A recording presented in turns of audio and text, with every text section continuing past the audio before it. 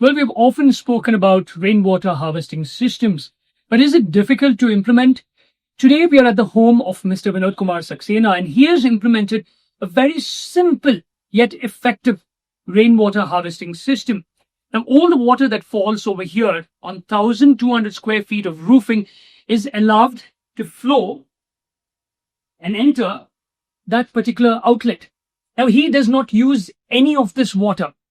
All the water is allowed to seep into the ground, percolate. Basically, he tells us that annually around 140,000 liters approximately is harvested. He does not use a single drop of rainwater. We're going to discuss all this and much more on this episode of Let's Talk Water. The water never units come to the first floor of our house.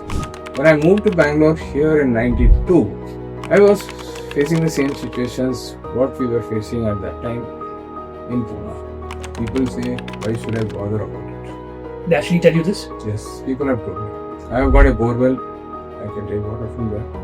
I have got BW supply, I take water from there. We use certain types of pipes where we have to incur. We didn't use traditional GI pipes. We use some composite pipes. If everyone does it, Bangalore will be able to give water almost 24 hours. STP's load is reduced by almost 50% from one house. You know, sir, but the most important thing to do all this is the support. So how did you get your family on board for this journey? I just told you, when we planned to open our, I said, I'll do this. We are saving money. That's the main thing. Now, in the latest episode of Let's Talk Water, my guest today is Mr. Vinodkumar Saxena. Now, more than being a water conservationist for almost 20 long years, he firmly believes in the conservation of resources more than anything else. Now, we are at his residence over here today. Vinodkumar Saxena, thank you for being on Let's Talk Water. Okay. Thank you. Good morning. Good morning, sir. So I want to begin with your core belief. When we were discussing about this recording before this, you said that you use resources to such an extent that they cannot be reused further. So what sparked this mindset? See, I'm from Pune. Mm-hmm. The place where I was staying, we always had a shortage of water and all this. Shortage of power and all this.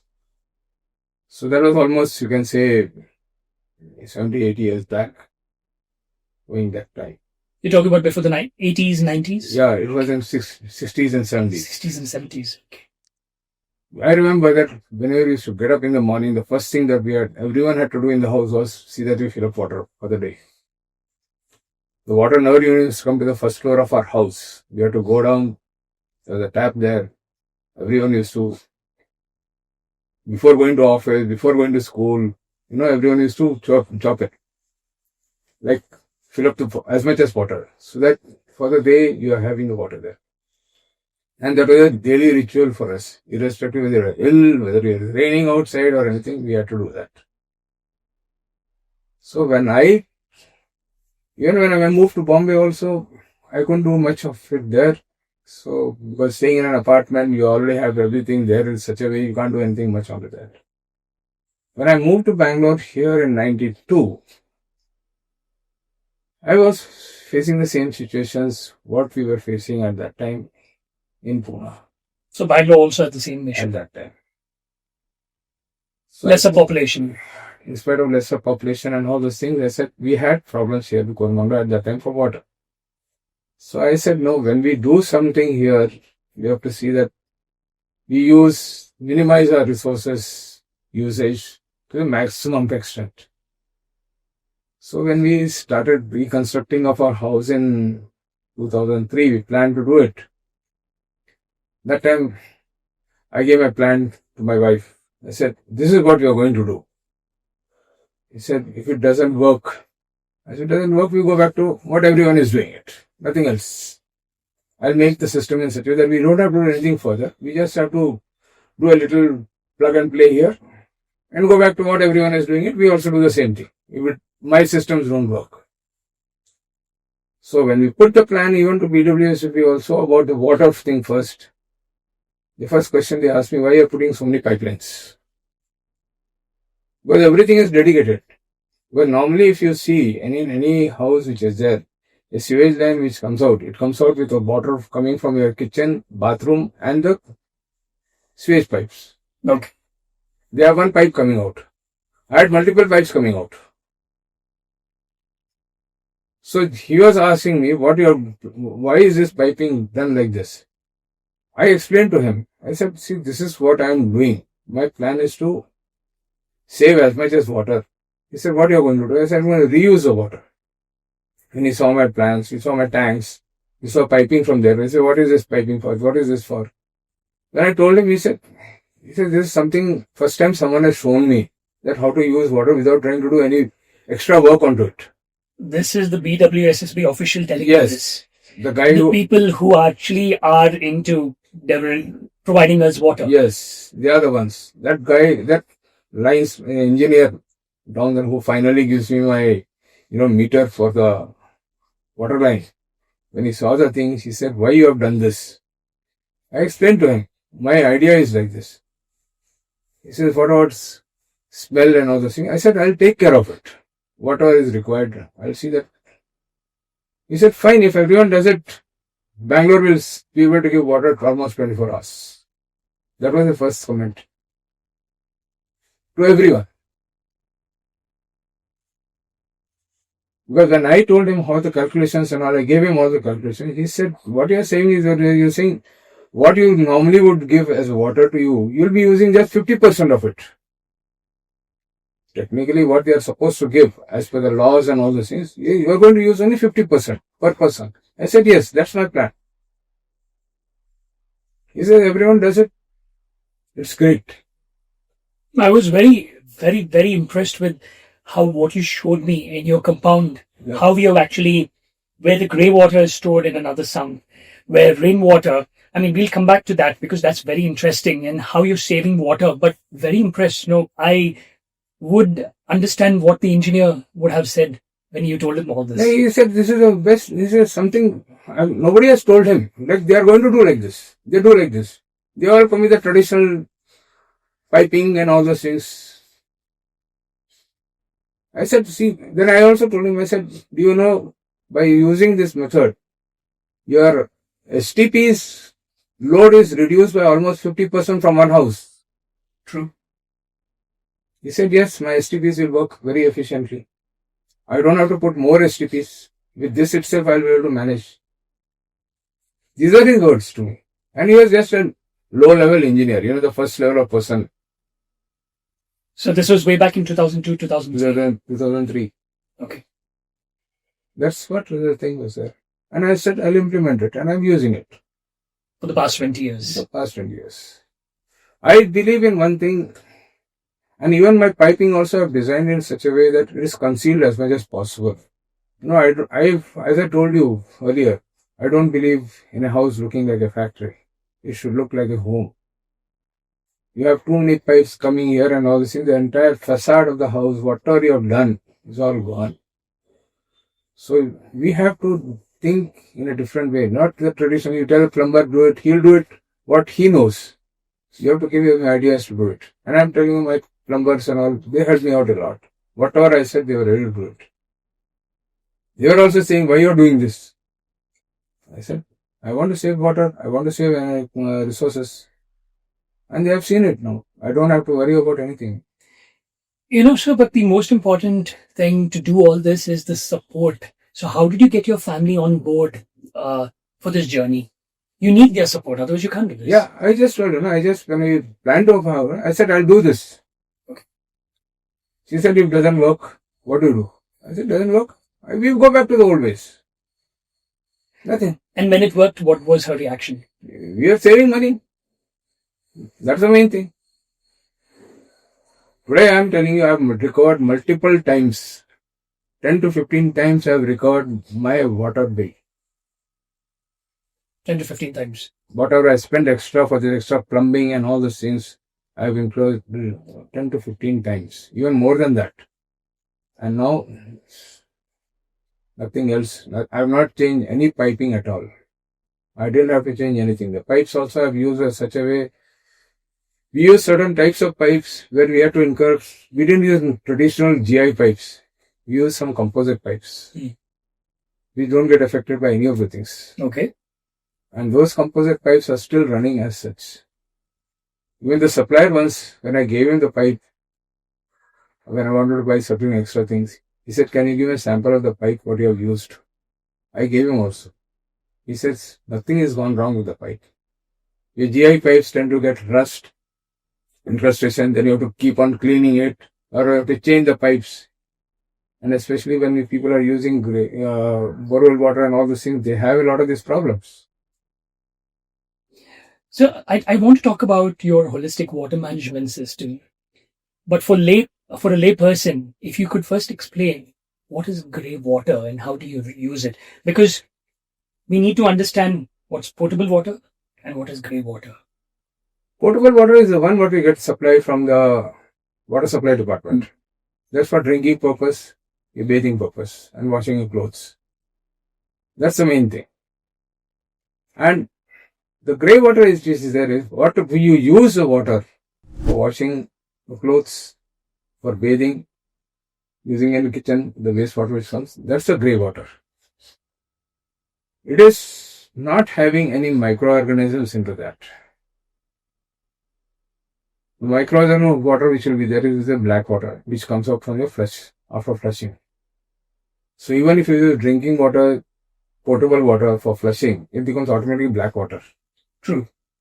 Here I am going through one stage where I use my potable water, I convert it into grey water after all my activities, and I use that water again for flushing, and it becomes a black water. So black water, I don't have a treatment facility here.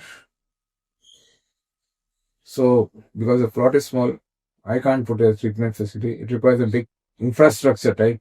So any house cannot do it. So that is why the government has STP plants. So the black water goes to the STP plants. Only the black water. Only the black water. So, but this grey water that you reuse, you're saying the grey water comes from washing machine, the water from there, from the bathroom, bathing, yes, and also from, what's the third one? Kitchen waste. The kitchen. So that is stored in a sump, which you showed me. Yes. You don't treat that water. I don't treat that water. Initially, I was doing a little treatment. Then I realized it's not necessary. I used to put alum. I still use alum in between so that the sedimentation takes place of all as much as dust particles and all those things, they keep on settling down. Periodically, I do that still. I was using a little bit of bleach to see that, but later on I found out it doesn't have any microorganism at all in that grey water. It's soapy water. It's soapy water. So it is just basically like a water which doesn't support any growth of organisms. So I said I can use that water for flushing.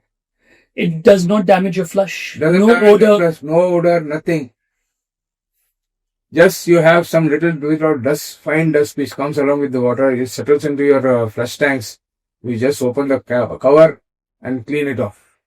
Nothing else. You sent me a message. You said that because of this process, you save almost 80,000 to 90,000 liters a month. Yes. There are 25 people in this building. Yes, 25. Can you just run me through this calculation? How? People would be interested. See, a person requires around 2 liters of water to drink. Another 1 liter for his cooking purpose. That is what is required for his personal thing. Bathing, how much he requires? He requires 1 bucket or 2 buckets. A lot of water is wasted bathing. I'm just saying, 1 bucket or 2 buckets maximum. If someone wants to have a luxurious thing, he'll have 2 buckets of water. But I feel if you use a proper shower properly, people tend to use when they stand on the shower, they just want to stand on the water, shower water for what, 15-20 minutes, just the water free. That's a waste of water. That's why people say you use buckets for washing. But I say, even when you use a shower also, if you know how to use it, you'll minimize the shower, your bath water also considerably. So that you might be using, suppose if someone uses 1 bucket of water, it's around some 20 liters. And then you wash your clothes. Daily, one person's clothes, you'll be using another 20 liters. So around 40 to 50 liters only a person requires. Now when you go for flushing the toilets, a person uses a toilet in a day almost around 10 to 15 times. He'll go for urination, he'll flush. He'll go for doing his pooping, he'll flush. So every time that happens is the flush also consumes a lot of water, and it also depends on how you synchronize the level of water required. Some people don't even bother about it. They see the flush tank is full up to the top and they still use it. So how much water is used every time you flush? I use around 8 to 10 liters on the maximum. Normally? Normally. It's around 8 to 10 liters. I've set it up to that. But no, in other places, It goes around 15 to 16 liters. every time you Yes. potable water, Potable water. the water that is used for drinking purpose. See, a lot of other companies, people who are into the sanitary fixtures and all this thing, they try to save water, they have this dual type of flushing. Yeah, correct. Less and more. You are doing all that thing for what? And you are paying such a huge price for that flush tanks. But again, potable water that's being used there. That's there, but I'm saying that first thing you're buying that thing also. Those commodes, they don't come cheap. No, they're costly. They come to around 15,000 rupees minimum. Those type of commodes. I use a very ordinary thing. You showed me, yes. Just press the lever, water goes out. It might not look too aesthetic. I said, what do I have to look so in the bathroom to look aesthetic? It should be kept clean. But I realize the plus point is because this is soapy water, every time you flush, it's soapy water. Yeah, and it automatically cleans up the commode, yes. Commode also, considerably. So you don't have to do much of cleaning of your commode also. True. So you've been using this now for, almost 19 to 20 years. Yeah. So what are the normal misconceptions, fears that people have when you tell them, no, you must use grey water for flushing purposes? People say, why should I bother about it? They actually tell you this? Yes, people have told me. I have got a borewell, I can take water from there. I have got BW supply, I take water from there. Our water supply rates are so low because people don't understand the implications of it. And people don't understand. People say, we learn right from school days, 75% of the earth is full of water. Only 2%. Only 2% is water is the one which can you use for your life. And that also is depleting that 2% also. Because our populations are increasing. Our industries are requiring a lot of water now. So that people are not aware of it. So we have to see that we consume as less as possible without compromising on our comforts. I put it this way. I'm not saying don't compromise on our comforts. Within this, I am able to do it. I put it this way, with this method. It's not that I don't have a bath every day. I don't do my cooking every day. It's not that. I'm doing everything. I'm washing my clothes every day. Everything is there. But you're still saving 50% of water. Yes, 50% of the water which is government has allocated. Because government doesn't define, you should use grey water and all. Nobody has tried to do that study. People only say purify. People say recover. I put it this way. You use it to. I always put it this way. You use certain things till you cannot use it. Don't try to purify grey water. People try to say we'll purify grey water. I said, what's the point you are trying to do that? For what you are trying to purify? A thing which it doesn't come into your system at all. Because the moment you put, I'll show you the loop of my grey water system. I don't get in touch with that water at all. I don't touch physically. So it is not affecting me, physically that something is unhygienic or anything of that sort. It's a closed loop system. So you don't need to, certain mindsets which we have got right from the beginning. It has to change. I was actually to ask you about the hygiene factor. I mean, what do the people say who are using it? Because you have a lot of people staying over here. What do they have to say when they see that there's grey water in the flush tanks? Nothing. Nothing. And what about your neighbors over here? You've been using this. You've been here for what, 20 years now? I've been here for more than 32 years. Okay, and this house is about what, 20 odd years? No, it's reconstructed is 20 years back. Okay. And has anyone decided to utilize the same or implement the reuse of grey water? Some people have seen my postings on the Facebook and the social media. Mm. They have asked me. I told them how it is done. But do they do it? Some of them have done it. They have called me to their house and shown me also. Okay, that's good. Some people, not just from here, people from north also, someone who has been visiting Bangalore. They said, we want to come and see what you have done. Wow. They have also come here and seen the things. They said, when we go back home, we are going to do it at a place. And they have implemented it. I don't know much. Okay, but at least people are showing interest. They showed an interest. They said, yeah, it looks very neat. We can do it also. I want to talk about something else which you are doing, and this is for me very important: rainwater harvesting. Yeah. Here you showed me a different system where you don't use the water at all. Yes. Everything is collected in a sump, and very interesting, that sump, the base is not concrete. Yes. And water just keeps percolating inside. Yes. And you've been doing this for a very, very long time. Yes. Why don't you use rainwater? Have you seen the latest Indian Institute of Science report? I have. I've been reading. What they have said. We don't have water. Our groundwater in especially Bengaluru is in another level when it comes to chaos. What did the Deputy Chief Commissioner of Karnataka say? He said, he did make a statement. See, again, that's very interesting. He says the setback don't concretize it. Yes. But the entire city is concretized. No. Whatever it is there, he says in a house, he says, as much as possible, see the setbacks are not concreted. So the water should go down. Yes. He also said the same thing. He has seen on the basis of the Indian Institute of Science report. He says water should go down. Whatever it is there, it should go down. Mm-hmm. And what I have done a lot of search which I have done on the internet and what I've read from various technical reports also, people have said that rainwater, as much as possible, should go percolate into the ground to recharge the groundwater tables. Because they say below the earth's crust there is life. There are microorganisms living there. They support our life. It's not that they don't support it. They also support our life. You have the worms. They generate nitrogen generation for food grain and all that. So when you have all these things happening, your dependence on synthetic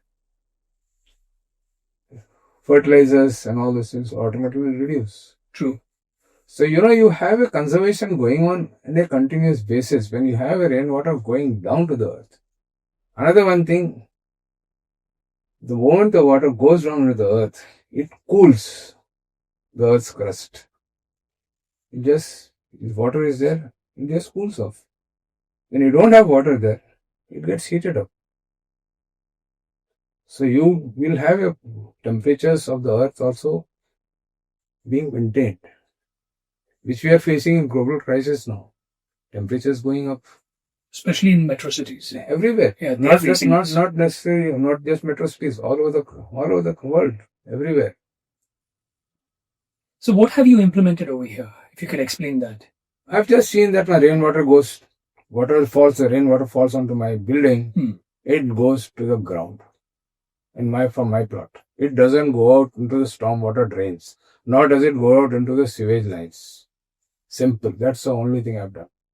I just made this contour of my terrace in such a way that water comes at one point. From there, I've taken a pipe to a underground tank, which is not concreted. The base is not concreted. Only the side walls are concreted nicely so that my foundations don't get affected. And the water keeps on percolating down. We here in Bangalore, whenever it rains heavily, people say our rainwater tanks are overflowing. So what's the point? You're overflowing and going onto the roads. So where are you saving rainwater? Just to show to someone you've got a tank where you're collecting some rainwater, you're trying to, taking some steps, what you say, showing a showpiece for a compliance to the BWC. Here, I've got my rainwater harvesting, so you don't charge me. BBMP here, see, I've got my rainwater harvesting, where rainwater comes here, don't charge me for it. Don't penalize me for it.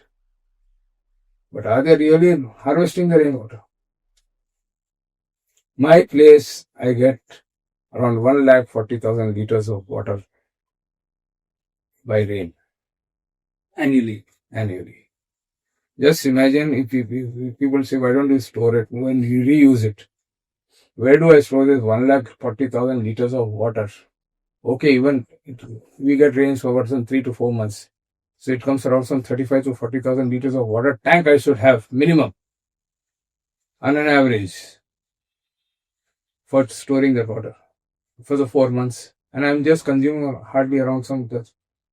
It is only okay because I consume, because I've got so many people here. But I'm just saying, to store that 45,000 liters of water at one point, can I store it? Nobody has the capacity to do that. That's why we have the biggest storage facility for rainwater is underground, directly the earth. It has to go down. That's where the place is there for the water to store. A lot many people in the water sphere, when I speak to them, they say that we must utilize this rainwater, and the excess water, let it percolate into the ground, let it seep into the ground. See, I somehow don't understand that concept at all. Why is that? How many times, how many months can you use the rainwater?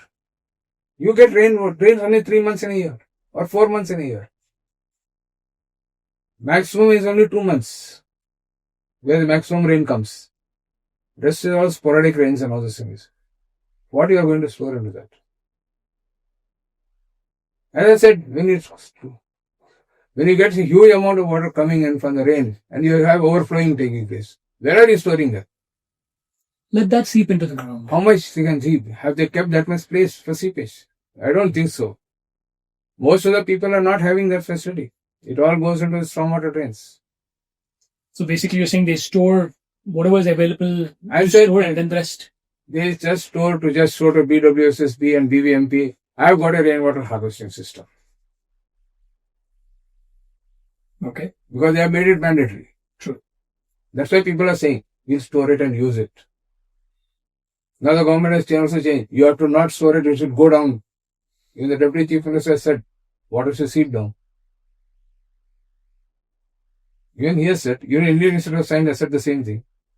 But it's strange, sir, that the government is putting the onus on people, which is good. We should do that. Setbacks should be followed. I don't see setbacks being followed. But in the city itself, there's no space for water to seep in. No, there is space. You can put it. I'll tell you. People, you have a car parking? No, again, the onus is on people. Yes. You have a car park? Yeah. Why don't you make a tank under the car park? So water can seep in. Yes. As I have done it. I have got my pathways. My tank is under that. I can park my cars there. Okay, I don't have a vehicle, but I'm just saying. You can park there. You can park.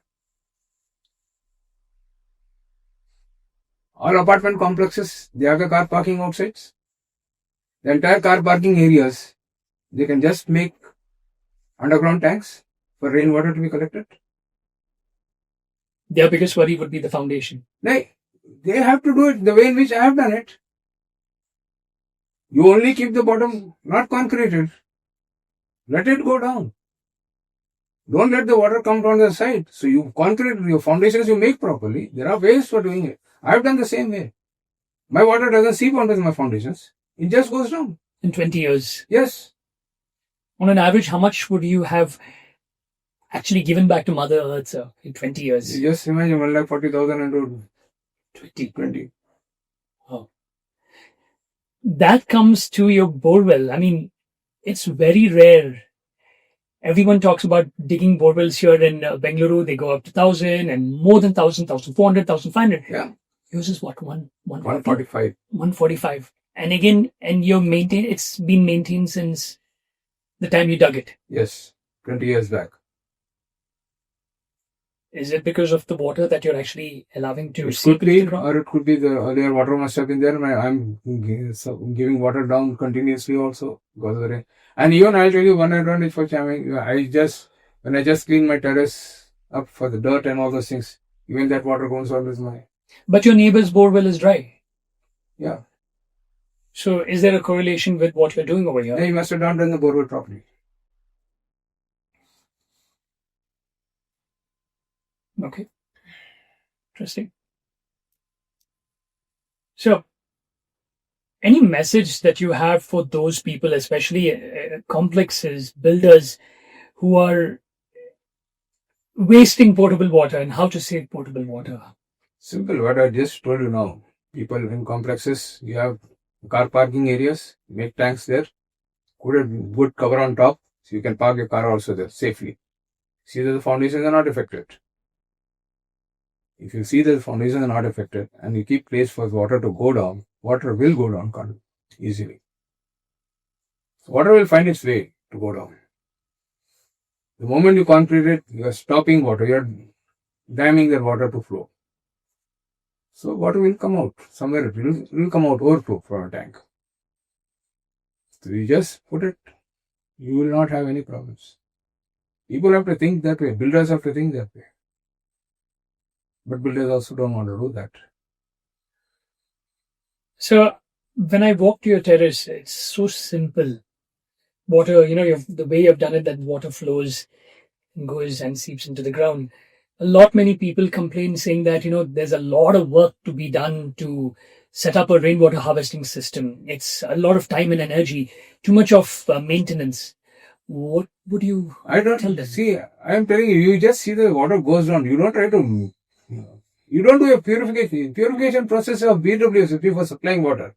Why are you doing a purification process? See, as the water goes down into the earth also, it purifies. Dust, foreign particles don't go. Only the water goes down. Only the water goes down. So that this automatic purification is taking place when it is seeping down. People don't understand certain things. There are certain basic simple things which have been taught in schools. We used to teach you filtration of water, use sand and pebbles and all those things. What is there under the earth? It's only that. We were taught in school how to purify water with three kettles of water. You put sand, you put pebbles and all those things, and water gets purified. What is happening down when it goes to the earth also? It's the same thing. You have sand, you have mud, you have stones. It all goes through that and it comes out at the bottom where the water stream is there under the earth. So why do you need to have things? Why we want to make things complicated? I'll tell you, these are guys who are trying to make money out of it. I'm being very blunt. People who say, I use this filtration system, I use that and all those things. They're making money out of it. Filtration is used when they're reusing the rainwater. But why do you want to reuse? I'm just saying that. Yes. I want the people to say that you don't want to use it. You have a borewell. I'm not saying no, you don't have a borewell. I'm saying you have a borewell. But see that it is charged. People are using a borewell and we're not charging it off. True. I'm not saying don't use a borewell.